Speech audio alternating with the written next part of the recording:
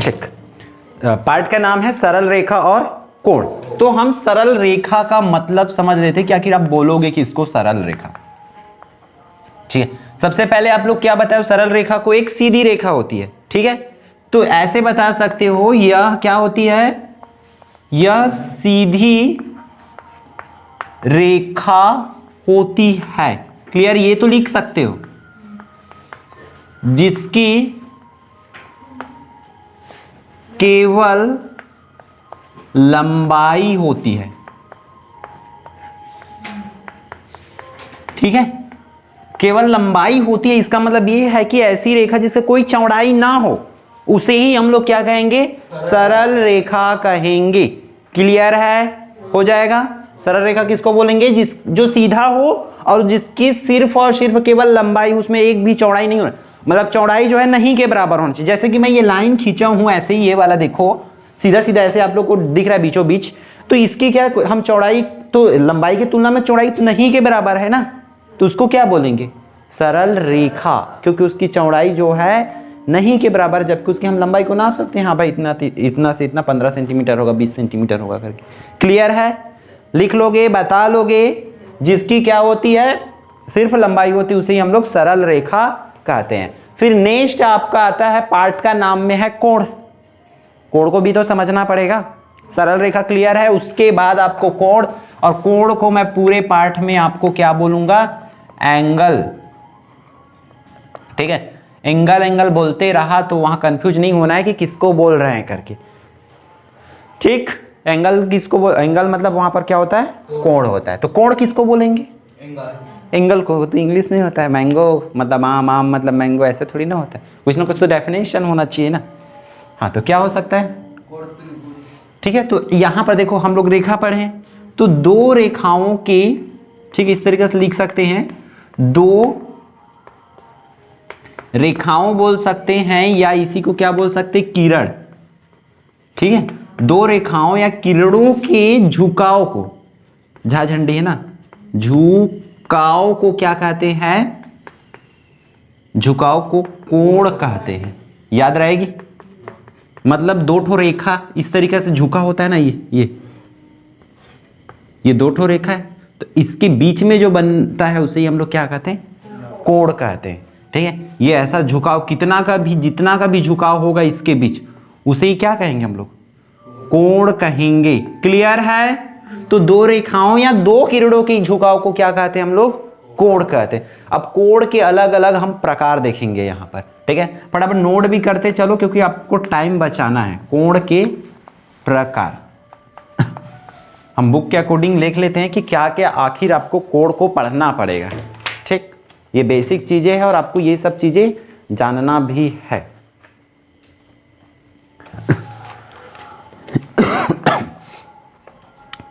सिर्फ पहला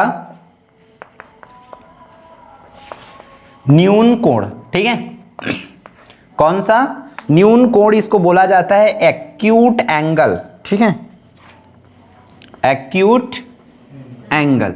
तो एक्यूट एंगल की बात करें, मैं परिभाषा बहुत बड़ा नहीं लिखा रहा हूं, सिंपल सिंपल टर्म में हम समझते हुए चलते कि न्यून कोण बोलते किसको बोलते, पता है क्या किसी को, हम न्यून कोण बोलेंगे किसको, जिसका मान जो है 90 अंश से कम होता है। कितना, 90 अंश से कम होता है, उसे ही हम लोग क्या कहते हैं, न्यून कोण कहते हैं। क्लियर रहेगा। पहला 90 अंश से बनेगा, मतलब वो 45 हो सकता है, 50 हो सकता है, 70 हो सकता है, 65 हो सकता है, 90 से बस कम होना चाहिए।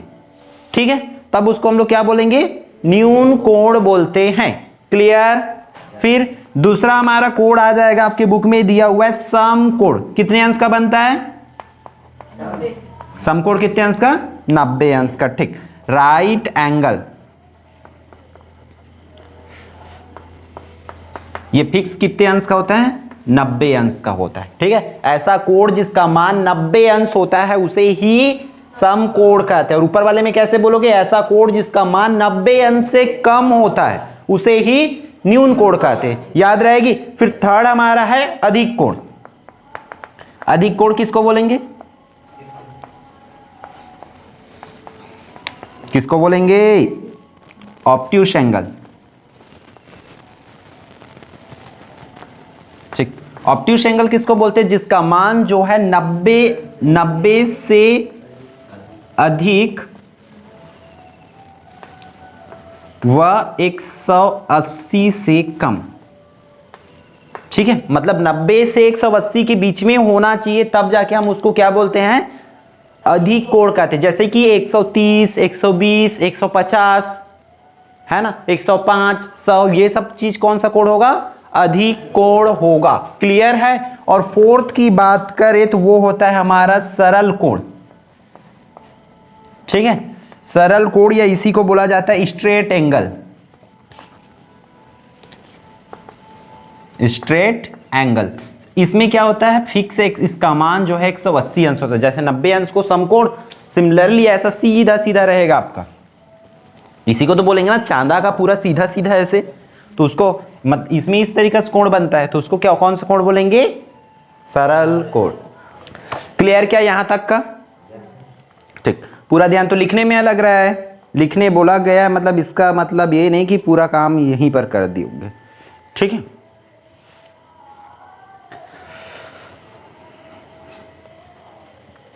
फिर यहां से इसको फटाफट करो, क्योंकि यहां से मेन आपका स्टार्ट हो जाएगा आसन कोण। ये भी कोण का ही प्रकार है, लेकिन इस पार्ट के हिसाब से मेन रोल इन लोग का, ये तो हम बहुत पहले से बचपन में पढ़ने वाले हैं ये सब चीजें। हुआ क्या यहां तक? आसन है वो, आसन कोण। तो आसन कोण किसको बोलते हैं वो देख लो फटाफट। आसन कोण को किसको बोलेंगे? जब दो कोण, ठीक है, जब दो, अरे जो लिखा रहा है, जब दो कोण एक ही शीर्ष पर हो तथा एक भुजा उभयनिष्ठ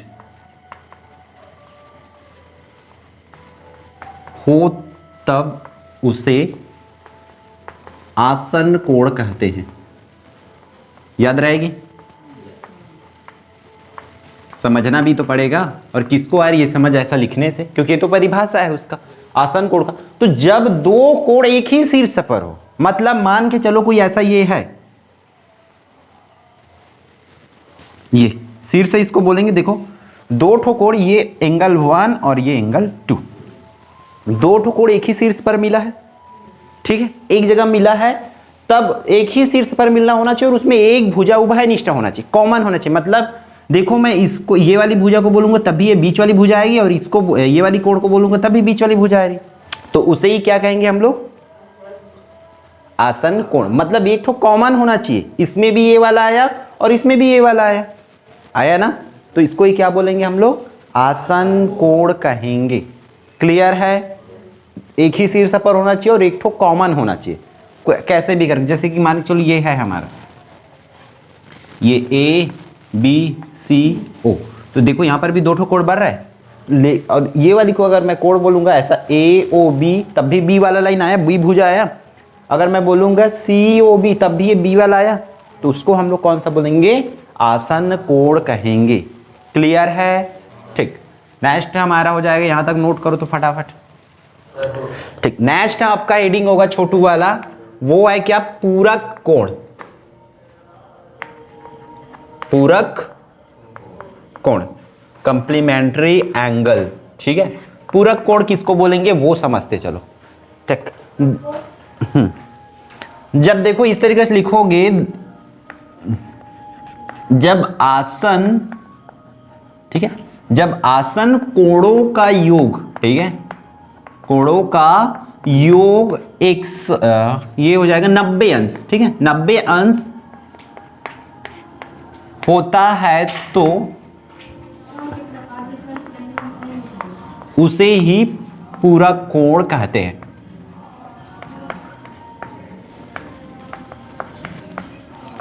याद रहेगी? जब आसन कोणों का योग 90 अंश होता है, मतलब हम इस तरीके से आसन कोण रहेगा हमारा, इस तरीके से देख लो, एक बार समझ लो, ऐसा छोटा सा मान के चलो, ये भी 45 है और ये भी 45 है, दोनों को जोड़ने से अगर 90 होता है, तब उसको हम लोग क्या, कौन सा कोण बोलेंगे? पूरक कोण बोलेंगे।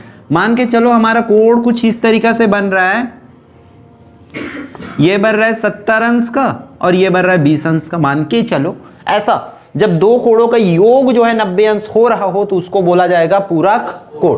क्लियर है? फिर हम लोग बोल सकते हैं उसके बाद समपूरक कोण।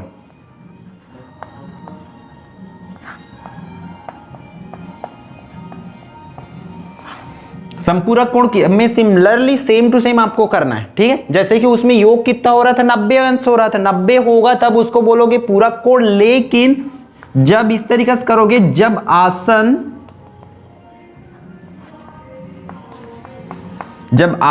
कोणों का योग 180 अंश होता है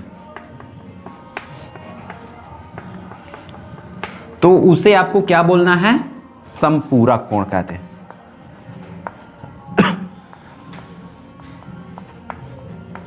ठीक है, क्लियर। जब आसन कोणों का योग कितना होगा, 180 अंश होगा। जब दो आसन कोण जैसे किस तरीके से हो सकता है, मान के चलो हमारा एक लाइन पे ऐसा बनेगा, समझ रहा, और इस टाइप से बना रहेगा तो वो सीधा देखने से पता चलता है कि वो कितने अंश का होगा, 90 अंश का होगा। और ऐसा सीधा लाइन पे बनेगा कोण, मान के चलो ऐसा, तो इसको और इसको, इन दोनों को जोड़ने से यहां पर कितना हो गया, जाहिर सी बात है सीधे एक रेखा पर बना है ना, सरल रेखा पर, तो वो 180 अंश ही होगा। तो इसको क्या बोलोगे, संपूरक कोण कहना है। क्लियर? ये रहा बेसिक कॉन्सेप्ट। अगर इतना क्लियर है तो समझो आपका जो है चैप्टर अच्छे से बनने वाला है। नेक्स्ट आप लोग को देखना है शीर्षाभिमुख कोण। जैसे आसन कोण वगैरह देखिए ना, शीर्षाभिमुख कोण, ठीक है। शीर्षाभिमुख कोण बोलते कि इसको समझ लो, मान के चलो ऐसा दो ठो रेखा एक दूसरे को ऐसा काट रहे हैं, ठीक है। ये एल रेखा है और ये एम रेखा है, दोनों रेखा एक दूसरे को मान के चलो ऐसे काट रहे हैं। तो ये इसके ऊपर देखो, यहां पर भी कोण बन रहा है, यहां पर भी कोण बन रहा है। मैं एक बोल लेता हूं और इसको 2, इसको 3 और ऊपर वाले को 4। इस तरीके से 4 कोण बन रहा है वहां पर, ठीक है। दो कोण, दो भुजाओं के बीच की झुकाव यहां पर भी हो रहा है, यहां पर भी हो रहा है, यहां पर भी हो रहा है और वहां पर भी हो रही है, ठीक है। तो हम लोग देखो इसको बोलेंगे, लिखेंगे कैसे, शीर्षाभिमुख कोण के रूल से होता क्या है। सिंपल से कॉन्सेप्ट समझ के रखना, आमने सामने का कोण बराबर होता है, मींस एंगल 1 इक्वल होगा किसके, एंगल 3। ये दोनों कोण, यहां का मान मान चलो 45 अंश है तो वहां का मान भी 45 अंश होगा। और हम पूरे पार्ट में मैं ऐसा बराबर लूंगा ही, किसके वजह से होगा बोल दूंगा, शीर्षाभिमुख कोण से वो बराबर है करके मुझे लिखना पड़ेगा। कहीं पर भी अगर आ गया तो शीर्षाभिमुख कोण को लगाना पड़ेगा, ठीक है। फिर एंगल 2 जो है बराबर होंगे किसके, एंगल 4। इसे सिंपल से कॉन्सेप्ट समझ के आपको रखना है कि आमने सामने की कोण हमेशा क्या होती है, बराबर होती है, ठीक है। फिर इसके बाद नेक्स्ट एंड लास्ट कॉन्सेप्ट बोल सकते हैं हमारा थ्योरी के पॉइंट ऑफ व्यू से, वो है रेखी युग्म, ठीक है। रेखी युग्म में होता क्या है उसको भी थोड़ा सा समझते हुए चलो, मान के चलो हमारे पास ऐसा है, मैं इसको A B C O मान के चलो, हमारे पास यहां पर देखो दो ठो कोण बन रहे हैं। ये दोनों कोण मान रेखी युग्म है, कौन कौन सा, एंगल AOC व एंगल BOC रेखी युग्म है। तब देखो क्या होती है, एक चीज याद रखना, अगर दो ठो कोण ऐसा रेखी युग्म है, एक रेखा में बनेगा, हम कहीं पर भी हमें क्वेश्चन में दिया जाएगा कि ये रेखी युग्म है करके, तो वहां पर हमें क्या समझना है कि इन दोनों कोण को जोड़ने से AOC प्लस BOC को जोड़ने से कितना होता है, 180 अंश। रेखी युग्म तभी होगा जब उसको जोड़ने से कितना होता है, 180 अंश होता है। तो इसको as a formula, as a concept आप समझ के चलो, ठीक है। रेखी युग्म है बोल दिया, मतलब उन दोनों का योग कितना होता है, 180। कैसे भी हो सकता है, ये लाइन हमारा ऐसे भी बन सकती है, इस तरीके से, ऐसा है। मान के चलो मुझे यहां पर BAOC, तो यहां और यहां का कोण को रेखी युग्म बताना है, तब इन दोनों को मुझे जोड़ना पड़ेगा, ठीक है। किसमें, हाँ उसमें भी 180 आना चाहिए, तो वो कॉन्सेप्ट है, उसी से तो ये सब चीजें बना है। समय मीन्स हम पूरा कोड को ही हम रेखीय युग्म मान के कर सकते हैं ये सब चीजें। ठीक है, ये संपूरक कोड भी तो है ना आपका, ठीक है, क्योंकि जोड़ने से 180 अंश होगी, तो उसको रेखीय युग्म भी कहा जाता है। युग्म मतलब जोड़ी, दो कोड को जोड़ने से हमारा क्या होता है, 180 अंश होता है। क्लियर, बस इतना कॉन्सेप्ट है तो फिर पूरा पाठ आपका आराम से बनेगा। और बाकी चैप्टर्स को हम लोग जो है अगले क्लास में देखेंगे। क्वेश्चन प्रश्नवाली का स्टार्ट करेंगे, क्योंकि हर क्वेश्चन को मुझे बताना पड़ेगा ऐसा लगता है। ठीक।